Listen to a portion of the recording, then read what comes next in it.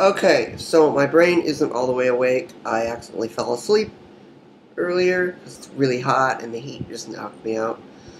So anyway, today I went to the park to see my friend before she went to Haiti to uh,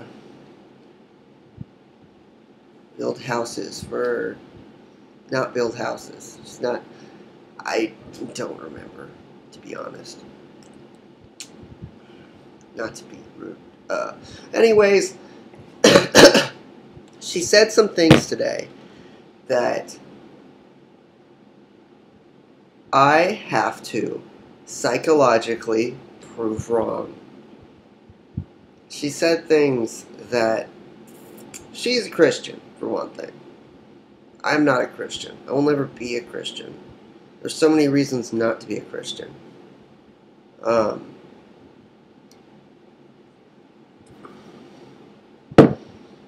So, one of the main things she said today, which bothered me the most, is that I could not ever be a father until I became a Christian. I can easily unprove that. Look at the world! There are trillions of people who are fathers and who are not Christian. I'm purposely not going to give her name because I'm not a douchebag. Her father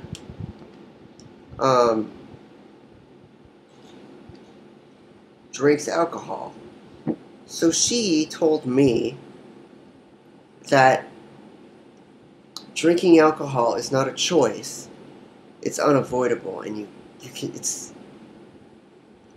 can't stop doing it. And that is wrong. You can stop doing it. It's a choice. It's a personal choice. And then when I mentioned, well, you can stop smoking cigarettes, and she's like, oh, well, you can do that. And the reason why is because probably someone in her family was able to stop. When you grow up having influences that are good, you have different perspectives on life. When you grow up with only bad influences, you're going to look to a higher power for good influences, God, and you're not going to have any good outlooks on life. People go and become Christian for many reasons, but the main reason people become Christian, the main reason is they're born into it. Their parents, it's the only thing they teach their kids. The Bible. The second main huge reason why people become Christian is because they don't have anyone to look up to, and they fear they've done something wrong, and they want forgiveness. They want forgiveness from an unknown source. And when a man in a building tells them that they can be forgiven just by coming to this building and giving them money and doing certain things by a book that they give you, you're going to do it because you're going to listen to them. Because you think, oh wait, I have someone to look up to. God. When really, you're doing all those things you're doing for yourself, and you're doing them on your own. No one but you is doing those great things. That's why I wonder why some Christians do good things for other people. Why they can't just do those good things without being Christian and trying to spread their word. It doesn't make any sense. It does, but it doesn't.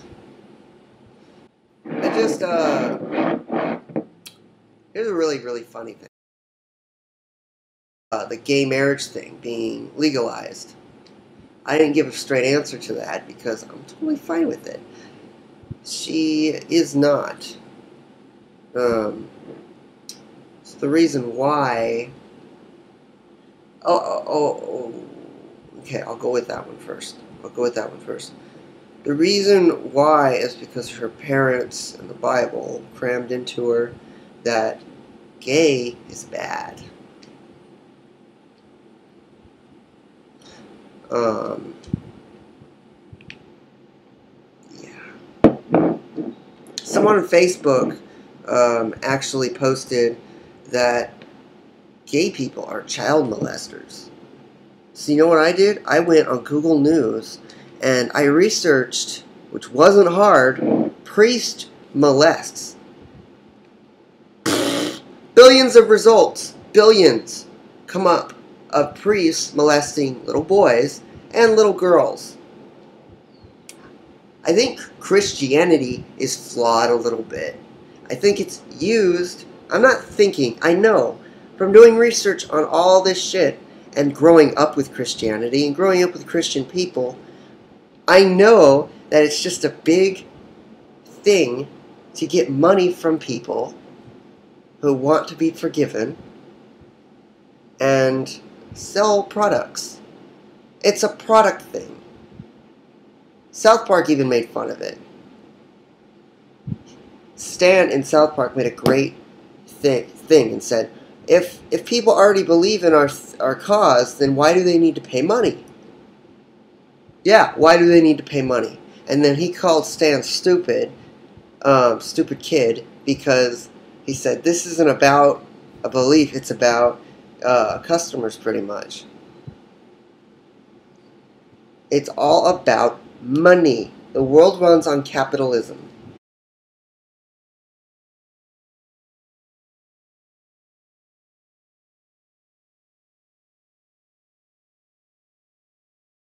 Bleeped it out. Um, I edited it out.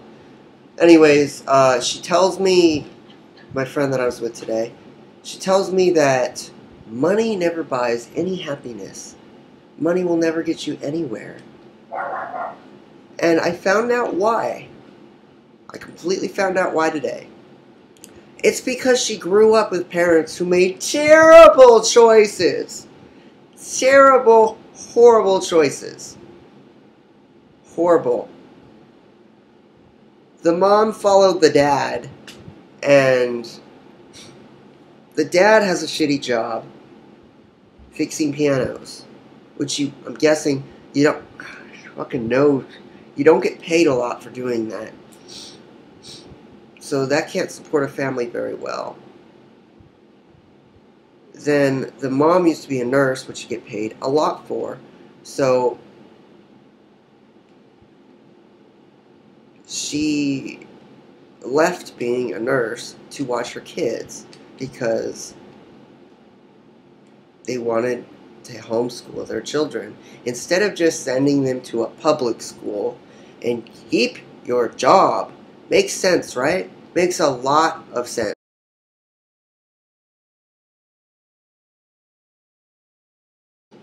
I blanked it out again. I said her name again. I think she would have grown up with a lot better views on life and a lot better outlooks if the parents, one, weren't Christian, two, raised them well, three, had more money.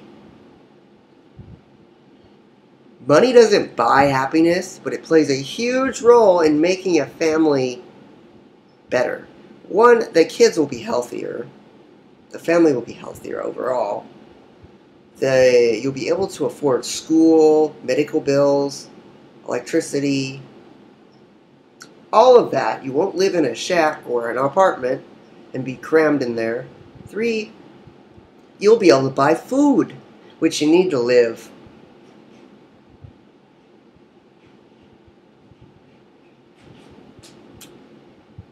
So when someone tells me that money does not buy happiness, you need it. It's a requirement.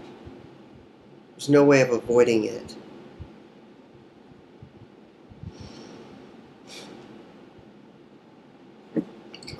Like this drink, which is really healthy. I bought this with money.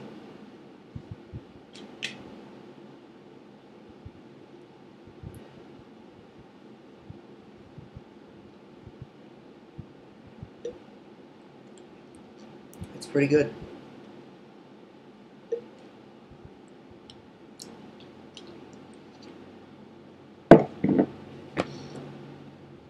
What else can I say?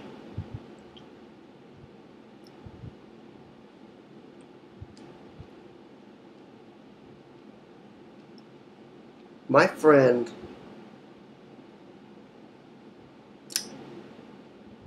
I don't know this for a fact,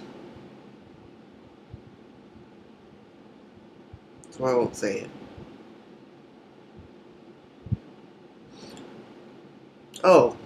Here's one last thing. Every time I try to tell her, every time I see her, she neglects this. How would you say, rubber band? She ignores it. She declines it. People decline things that they don't want to admit.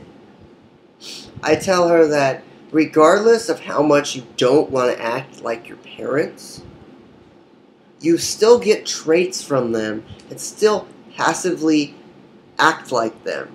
Even if you are trying not to, you still passively act like your parents in little tiny ways. And she just says, "Oh, no, you don't have to act like them." And I'm like, "You don't have to, but in little ways you do without realizing it." And I just try not to argue with her because there's no point in arguing.